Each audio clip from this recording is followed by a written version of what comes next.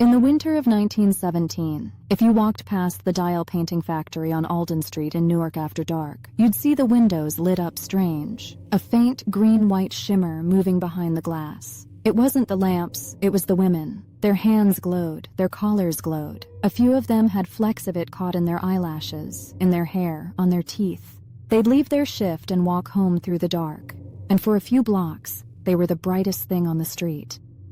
They thought it was wonderful. Some of them painted their nails with it for fun. One girl smeared a little on her teeth before a date, just to see her smile shine in a dark room. Their families thought it was a neat trick of modern science. Nobody at the factory told them otherwise, because nobody at the factory considered it a problem worth mentioning. To understand how an entire workforce of teenage girls ended up coated in a radioactive element with management's blessing, you have to go back to why this job existed in the first place, and why getting hired there felt like winning something. The year is 1917. The war in Europe needs instruments that glow, watch dials, gun sights, airplane gauges, anything a soldier has to read in the dark.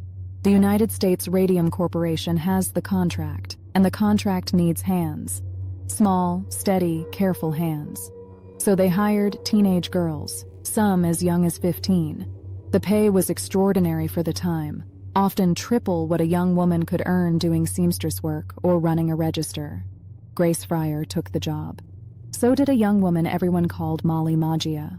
By the end of the year, the painting room held dozens of girls, then hundreds, all seated at long tables, each with a tiny brush and a pot of luminous paint. The technique they were taught is the detail that still makes people's stomachs turn. Lip, dip, paint. Touch the brush to your lips to bring the bristles to a fine point. Dip it in the radium paint. Paint the dial. Repeat. Thousands of times a day. Supervisors taught it. Some did it themselves on the factory floor, in full view of everyone.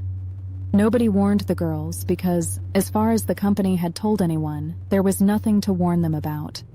They went home shining, laughing about it, treating it like glitter.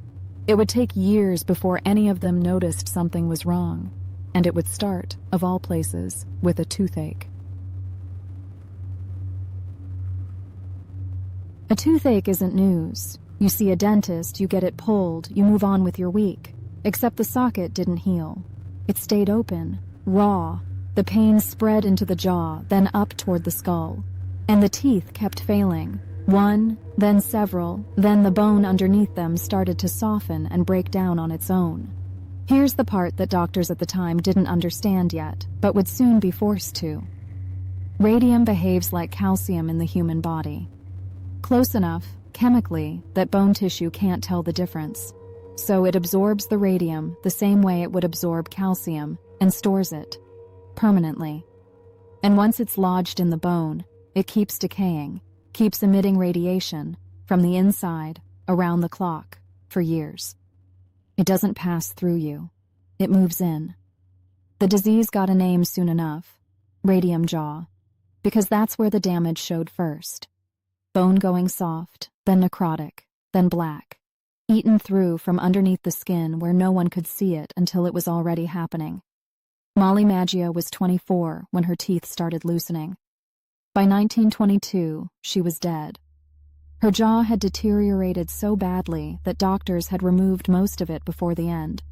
The cause of death on her certificate, syphilis, a disease with a reputation built entirely on shame. It was a lie, and a convenient one, because it pointed the blame at her instead of at the factory that employed her.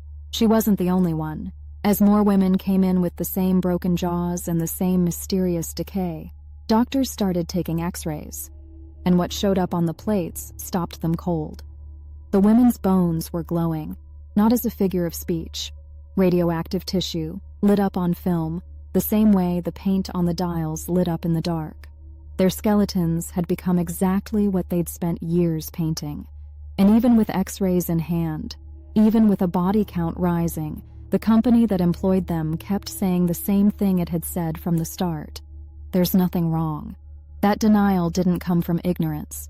It came from men who already knew exactly what radium did to a human body, because they'd spent years protecting themselves from it. While the women on the factory floor were being told they were perfectly fine, the men who ran the company wouldn't go near their own product without protection. Executives and chemists at US Radium handled the same radium paint with lead-lined gloves and long-handled tongs behind protective screens under strict safety rules. They knew exactly what it did to living tissue. They'd known for years. And they said nothing to the women painting dials with it 8 hours a day. When the deaths started, the company didn't investigate. It managed the story. A man named Frederick Flynn was brought in to examine the sick workers and declared every single time that they were in good health. What nobody was told was that Flynn wasn't a licensed physician. He had no medical authority to diagnose anything. He was there to produce a clean report, and that's exactly what he produced. When Molly Maggia died, the company's own doctor had written syphilis on the certificate, a diagnosis chosen specifically because it would make people doubt her character instead of asking questions about her employer. Years later, when her body was exhumed, there was no trace of the disease. There never had been. Then the company brought in Cecil Drinker, a respected researcher out of Harvard, likely hoping his reputation would settle the matter for good. It backfired. Drinker examined the women, found clear evidence of radium poisoning, and submitted an honest report. The company rewrote it, buried the original, released a falsified version under Drinker's name without telling him. That's not an accident. That's not an oversight. That's a company that understood exactly what it was doing to its own workers and made a calculated decision to keep doing it. The women were running out of time to wait for someone else to fix this, so a few of them decided to fix it themselves. By the time Grace Fryer started looking for a lawyer, she'd already lost most of her jaw and a good part of her spine. It took her 2 years to find one willing to take on a company as powerful as US Radium. Most attorneys wouldn't touch it. In 1927, she found Raymond Barry, and 4 other women willing to stand beside her: Edna Hussman, Catherine Schaub, Quinta MacDonald, and Albina Larice. Newspapers called them the Society of the Living Dead. It wasn't an exaggeration. Every one of them was dying in a way doctors could track on an X-ray. The company's legal strategy was simple: delay, file for extensions, argue jurisdiction, argue the statute of limitations. None of it was really about winning the case. It was about running out the clock on 5 women whose bodies were already failing faster than any court calendar could move. Then came the day that changed public opinion overnight. Grace Fryer stood to take the oath in court, and she couldn't lift her arm high enough to do it. The courtroom went quiet. Reporters wrote it down. By the next morning, people across the country who had never heard of radium poisoning understood in one image exactly what these 5 women had been living through, and exactly who had let it happen. The pressure that followed was the kind a company couldn't simply wait out anymore. In the summer of 1928, the 5 women won. Each received a settlement, $10,000 up front, an annual pension, and full medical coverage for whatever time they had left. The press called it a landmark case. It was. It was also, plainly, not enough. Grace Fryer died in 1933. She was 34. Catherine Schaub died that same year. The others followed not long after. The settlement gave them comfort in their final years. It couldn't give them more of those years. That decision had already been made, years earlier, by a company that chose silence over honesty.